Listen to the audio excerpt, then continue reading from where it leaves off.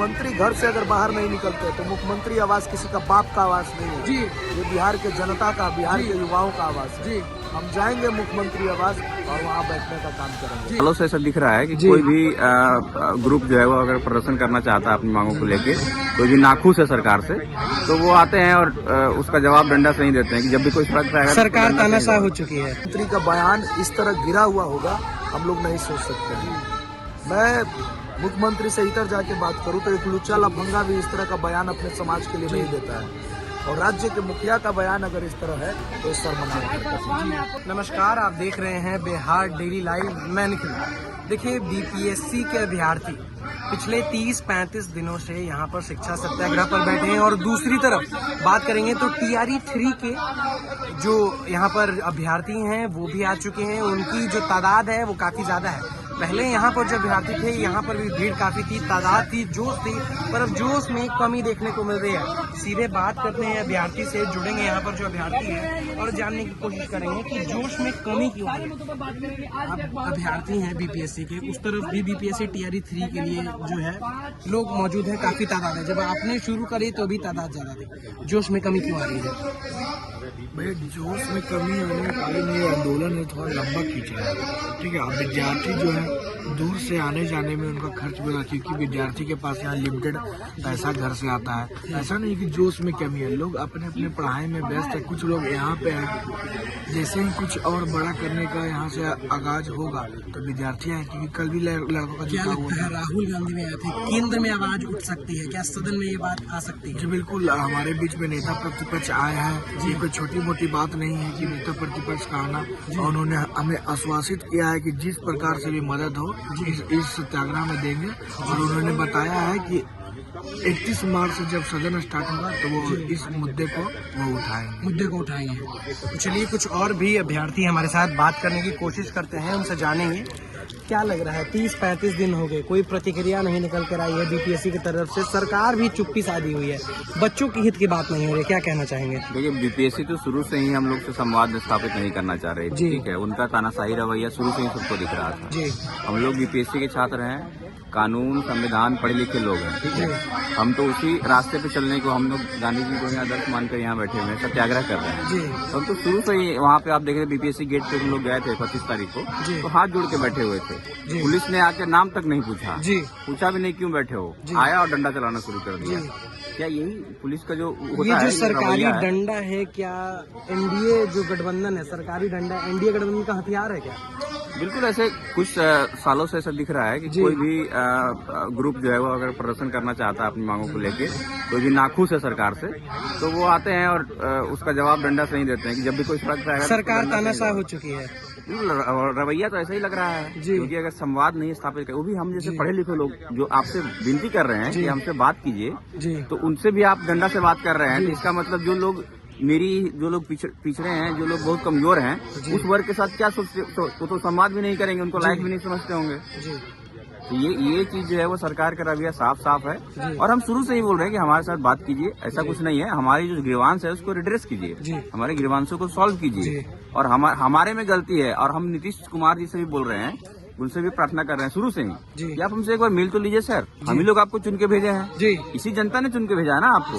क्या उनसे मिलने में भी आपको इतना तकलीफ है? समय तो आपके पास बहुत है, सभी जगह यात्रा कर रहे हैं, तो क्या ऐसे कौन लोग हैं जो उनसे मिलने नहीं देना चाह रहे हैं हम लोग? ये भी जनता को सोचना चाहिए कि एक चुना हुआ मुख्यमंत्री, उनको पता भी नहीं था कि डंडा चला है यहाँ पे राजधानी में, बीच में लाठी डंडा चला है, पानी की बौछार से छात्रों को पीटा गया भिंगा के। इनसे सवाल पूछे थे आप लोग, तो वो बोले कि कहाँ चला है।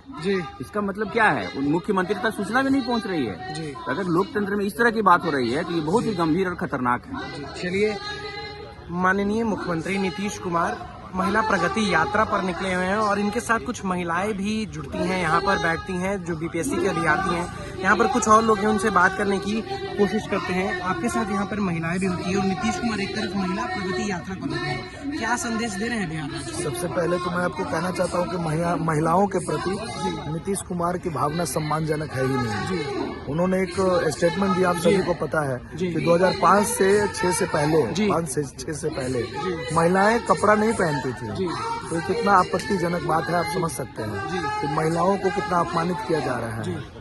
एक और वो महिला सम्मान की बात करते हैं, महिला प्रगति की बात करते हैं, और दूसरी तरफ महिलाओं को जो है अपमानित भी करने का काम करते हैं। एक मुख्यमंत्री का बयान इस तरह गिरा हुआ होगा हम लोग नहीं सोच सकते हैं।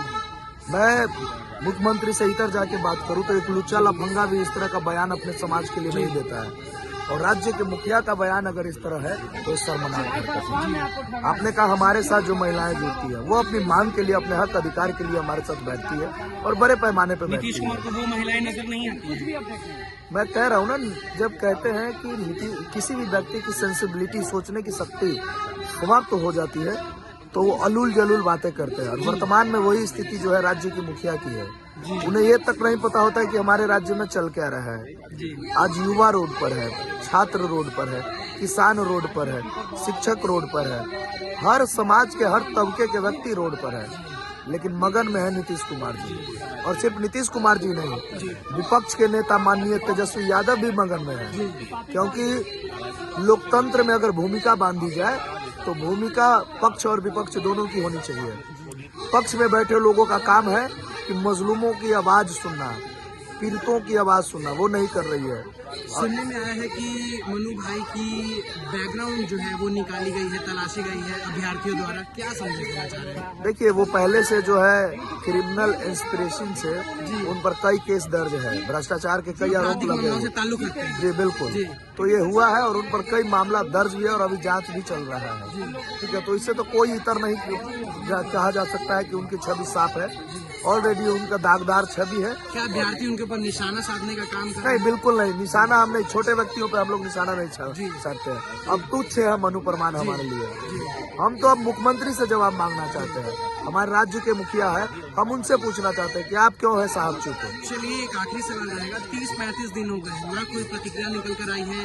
कितना बार आप लोगों का पीठ थपथपाया गया है, आप लोगों को पानी पिलाया गया है, आप लोगों को प्यास ज्यादा लगती है, तो क्या कहना चाहेंगे? कितना दिन अभी और झेलना पड़ेगा? आने वाले समय में जी, हम लोग चाहे जैसे हो, जी, मुख्यमंत्री घर से अगर बाहर नहीं निकलते तो मुख्यमंत्री आवास किसी का बाप का आवास नहीं है। जी, ये बिहार के जनता का, बिहार के युवाओं का आवास है। जी, हम जाएंगे मुख्यमंत्री आवास और वहाँ बैठने का काम करेंगे जी, और वहाँ से हम सवाल पूछेंगे मुख्यमंत्री से, जी, अपने अभिभावक से, जी, या तो आप जवाब दीजिए, नहीं तो निकलिए इस आवास से, जी। इस पर आपका कोई अधिकार नहीं है।